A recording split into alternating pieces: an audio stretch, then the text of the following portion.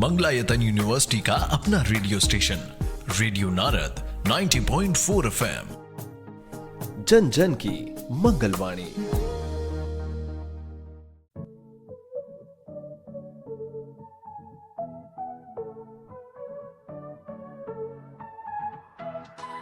स्वागत है दोस्तों रेडियो नारद 90.4 FM से। मैं हूं आपके साथ आरजे याशी और प्रोग्राम शुरू हो गया है ज्ञान सागर। जी हाँ दोस्तों, जिसमें हम आपके ज्ञान को करते हैं और भी ज्यादा उजागर। दोस्तों, जैसे जैसे दुनिया डिजिटलीकरण के क्षेत्र में आगे बढ़ रही है, वैसे ही साइबर हमलों का खतरा और भी बढ़ता जा रहा है। भारत भी इससे अछूता नहीं है। अक्टूबर 2023 में अमेरिकी कंपनी रिसिक्योरिटी ने ये उजागर किया है कि भारतीयों का निजी डेटा डार्क वेब पर उपलब्ध होते दिख रहा है। खबरों की भीड़ में इसे नजरअंदाज करना तो आसान है, लेकिन डेटा के आकार और संवेदनशीलता हमारा ध्यान तुरंत आकर्षित कर देता है। लेकिन साइबर अपराध आज कैसे हमको नुकसान पहुंचा रहा है और कैसे हम साइबर सिक्योरिटी की मदद से खुद को बचा सकते हैं, इसकी विस्तार से जानकारी देने के लिए हमारे साथ मौजूद है एक ऐसी शख्सियत जिनकी शिक्षा की बात करें तो उनकी ग्रेजुएशन नोएडा से और मास्टर्स दिल्ली से पूर्ण है, जिनके करीब 6 रिसर्च पेपर और एक बुक चैप्टर पब्लिश्ड हो चुकी हैं।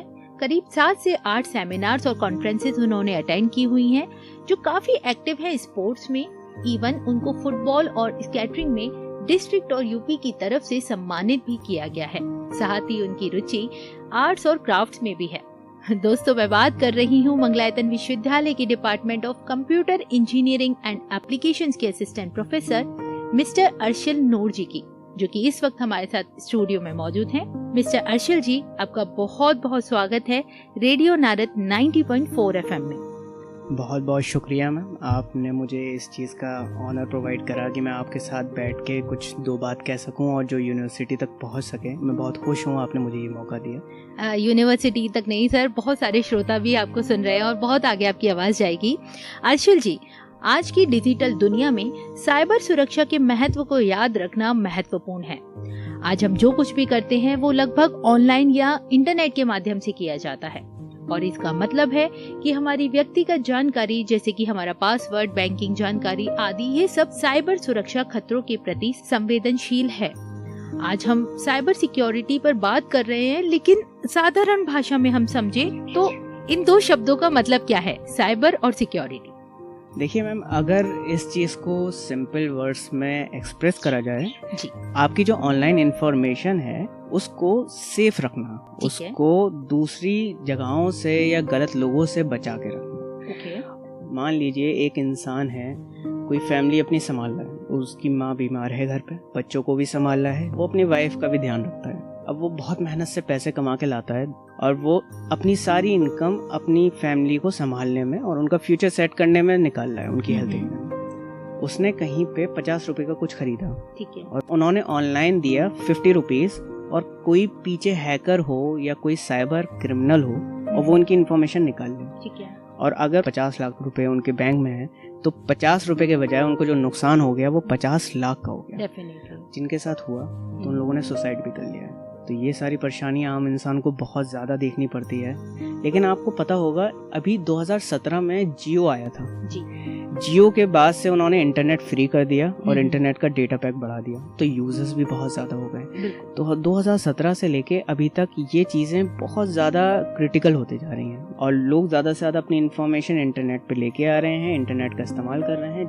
इवन इस चीज़ को लेके गवर्नमेंट ने 2017 के बाद से कंप्यूटर साइंस में अगर पहली गवर्नमेंट जॉब निकाली है तो साइबर सिक्योरिटी में निकाली है, क्योंकि आम जनता को इन सब चीज़ों की बहुत ज़रूरत है। 2013 में साइबर क्राइम्स होते थे 5000 के आसपास पर ईयर। अब ये 2020 से लेके 25, इसमें करीब 50 लाख से लेके 1 लाख साइबर क्राइम्स इंडिविजुअल इंसानों के साथ हो रहे हैं। तो इसने गवर्नमेंट भी सारी चीज़ें कोशिश कर रही है संभालने की। कोई इंसान या कोई पीछे एक बैकग्राउंड ऐसा होना चाहिए जो उनकी इन सारी इन्फॉर्मेशन को संभाल के रख सके, सिक्योर कर। डेफिनेटली सर, लेकिन क्या सिक्योरिटी के भी डिफरेंट टाइप्स हो सकते हैं? यानी कितनी तरह से साइबर सिक्योरिटी आम जनता के डेटा को प्रोटेक्ट करती है?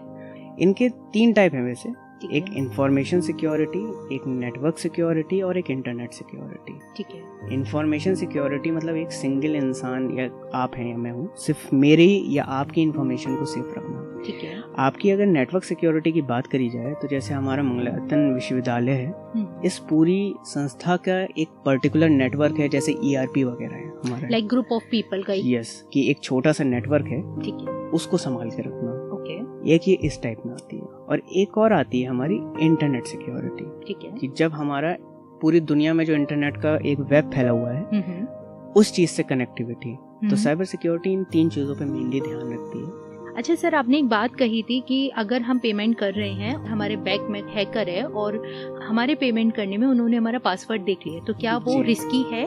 मैम, कहीं ना कहीं थोड़ा सा रिस्की है मेरे हिसाब से। जैसे मैंने लोगों को देखा है कि वो बहुत ओपनली अपना पासवर्ड ऐसे टाइप किया। हाँ, इवन मैं भी कर लेता हूँ, कभी कभी बहुत जल्दबाजी में हूँ तो मैंने जल्दी से कुछ लिया और मैंने कर दिया। लेकिन आज के टाइम में मैम, अगर किसी के साथ कोई बंदा कुछ ऐसा गलत करना चाहे, जैसे भीड़ में मैं कुछ कर रहा हूँ और वो बंदा उस भीड़ का पार्ट है और उसने गलती से भी उस चीज को देख लिया, मेरे पिन को, ठीक है, बिल्कुल उसका इस्तेमाल कर सकता है। जी नूर सर, वहीं साइबर क्राइम्स की बात करें तो किस तरह के साइबर अपराध हमारे समाज में आजकल देखने को मिलते हैं? अब तो कुछ अपराध के बारे में एक शॉर्ट वे में जो आम इंसानों को पता होना चाहिए उस हिसाब से इसको मैंने 5 तरीके में बांटता हूँ। ठीक है। सबसे पहला होता है आइडेंटिटी थेफ्ट। आइडेंटिटी थेफ्ट में ये होता है कि अगर कोई इंसान मेरी ऑनलाइन पर्सोना को कॉपी करके और मेरे नाम से गलत काम कर दे, तो ये बहुत बड़ा अपराध हो जाता है, क्योंकि इसमें मुझे जेल भी हो सकती है, इसमें मेरे ऊपर आरोप भी लग सकते हैं, बहुत कुछ हो सकता है। ठीक है। और मेरी जो पर्सनैलिटी है या फिर जो मेरी इमेज है वो भी खराब हो सकती है। तो ये आम इंसान के लिए बहुत मुश्किल है और इवन सेलिब्रिटीज के लिए बहुत टिपिकल चीज है। इसका एग्जांपल हम ले सकते हैं अभी फिलहाल जो मोनालिसा वाला केस चल रहा है। एग्जैक्टली आप बिल्कुल सही समझ गए। नेक्स्ट चीज एक होता है मैम फाइनेंशियल फ्रॉड। अगर आपने देखा हो, बहुत गलत मेल आते हैं कि आपने ये लॉटरी जीत गए, आप ये कार जीत गए, आप 50,000 2 लाख रुपए जीत गए, और ऐसे लिंक आते हैं, आप इस लिंक पे क्लिक करिए और आज सारी चीजें आपकी, इनाम आपका। तो वो बहुत रिस्की है मैम। वो चीज ऐसा है कि जब तक आप किसी मेल या किसी इंसान पे ट्रस्ट नहीं करते, या आप बिल्कुल ही किसी पे बिलीव नहीं करते कि हाँ ये गूगल की तरफ से या कुछ, क्योंकि गूगल वगैरह भी बहुत ध्यान से रिवॉर्ड्स देते हैं, ये कभी नॉर्मली नहीं देते हैं। तो इन सब चीज़ों पे बहुत ध्यान देना चाहिए, क्योंकि ये सारी चीज़ें बहुत गलत हो सकती हैं किसी इंसान की इन्फॉर्मेशन निकालने के लिए। स्पेशली इसमें सारी बैंक डिटेल्स हमारी चली जाती हैं, जिससे हमारा सबसे बड़ा लॉस हो जाता है। ठीक है। एक और होता है मालवेयर अटैक्स। आपने कभी देखा होगा, गलत सॉफ्टवेयर या गलत चीज़ अगर हमारे फ़ोन में डाउनलोड हो जाए तो हमारा स्लो हो जाता है सिस्टम। बिल्कुल। तो ये होता है कि हम अगर कहीं वेबसाइट पे जा रहे हैं और उस वेबसाइट से हमारे फ़ोन में कोई वायरस आ जाए या हमारे सिस्टम में आ जाए, हैंग होने लगता है जी। तो जान के कभी कभी ये साइबर क्रिमिनल्स एक वायरस को दूसरे कंप्यूटर्स में भी डाल देते हैं, जिससे हमारे लिए तो वो हैक हो रहा है, हो सकता है हमारी जो इन्फॉर्मेशन जो हमारे फोन की है वो उनके पास भी पहुंच रही है। तो इसलिए you have to be very careful कि आप क्या डाउनलोड कर रहे हैं, किस वेबसाइट पे जा रहे हैं, कहाँ क्लिक कर रहे हैं। और एक होता है साइबर स्टॉकिंग। ये मेनली लड़कियों ने बहुत एक्सपीरियंस करा है कि कुछ साइबर अपराधी लड़कियों को बहुत स्टॉक करते हैं ऑनलाइन, और इवन सेलिब्रिटीज को भी करा जाता है, लड़कों को भी करा जाता है। और इसमें होता क्या है कि अगर 24 घंटे कोई मुझ पे नज़र डाल के रखा हुआ है, मुझे देख रहा है, तो that would be very uncomfortable for me कि क्या हो रहा है क्या नहीं हो रहा है। आपकी हर एक चाल को, हर चीज़ को समझना कि इंसान क्या कर रहा है क्या नहीं कर रहा है, कहाँ जा रहा है कैसे जा रहा है, तो उसका गलत फ़ायदा उठाया जा सकता है। एक होता है साइबर बुलिंग।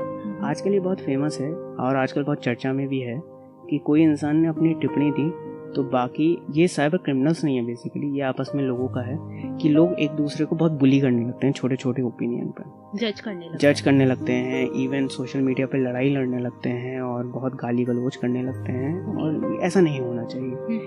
गवर्नमेंट ने इसको साइबर अपराध में ही डाला है।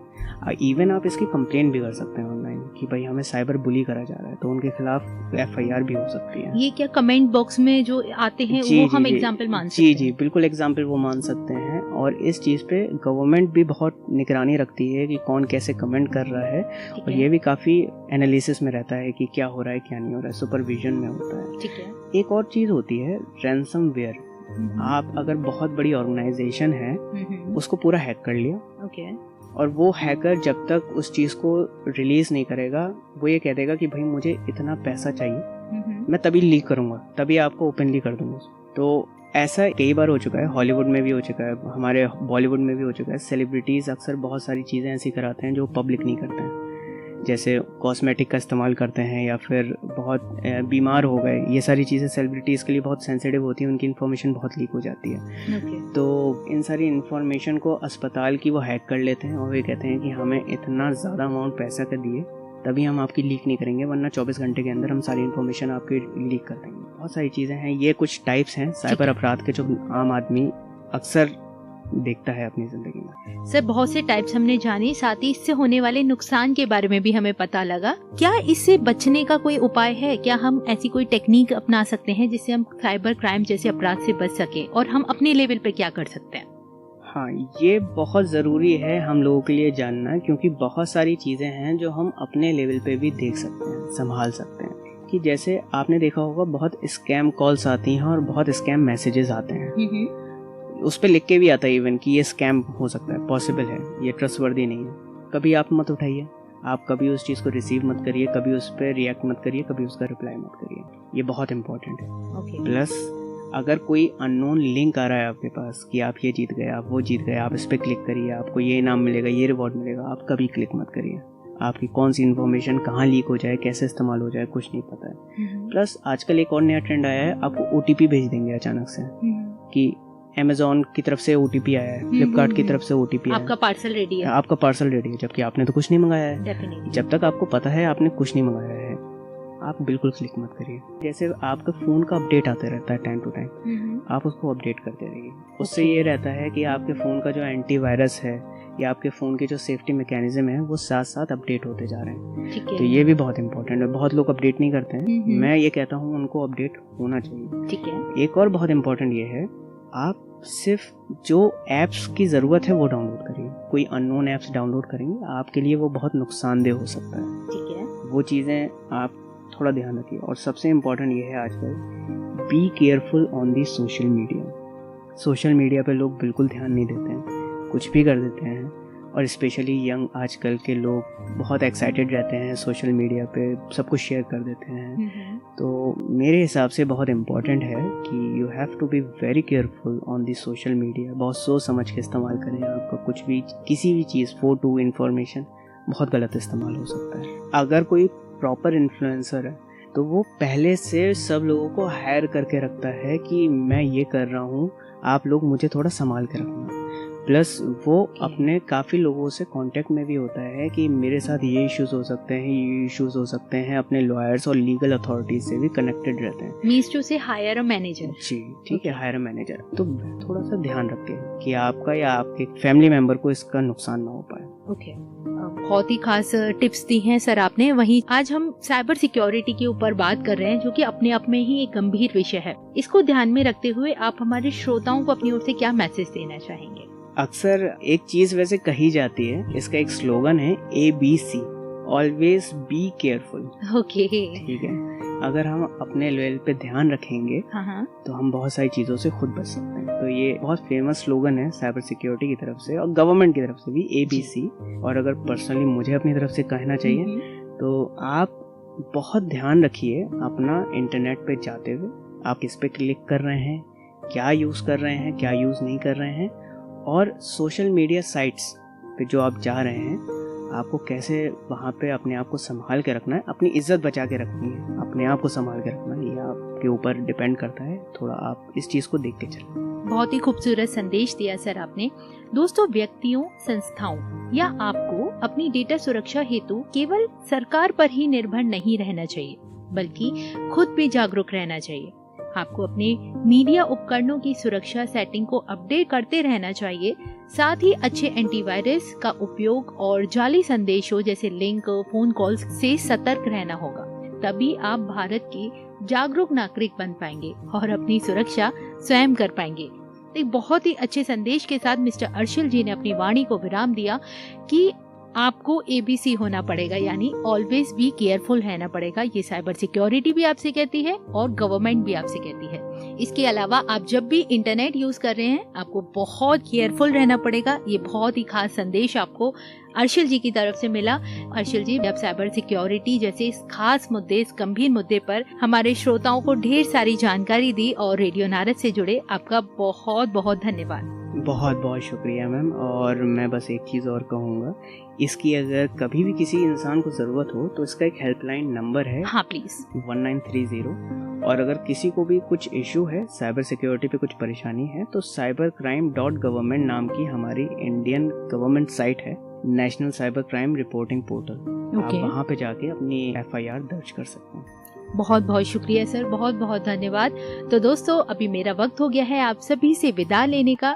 फिर लेकर आऊंगी आपके लिए एक नया खास विषय और जानेंगे उसके बारे में बहुत सी इंटरेस्टिंग बातें एक नए मेहमान के साथ। तब तक के लिए मुझे यानी आरजे याशी को दें इजाजत।